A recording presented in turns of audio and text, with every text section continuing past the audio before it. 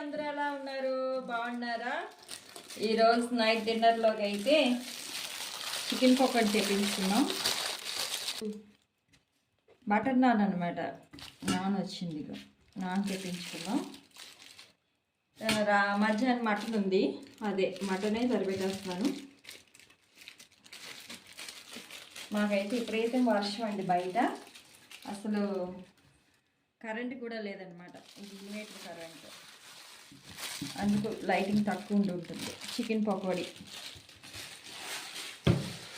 ఇదన్నమాట ఈరోజు dinner special. ఓకేనండి, మా డిన్నర్ అయితే ఇదే. ఇంట్లో వంట అయితే ఏం చేయలేదు, కరెంట్ లేదు.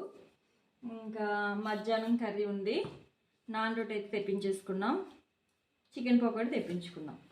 ఓకేనండి, బాయ్.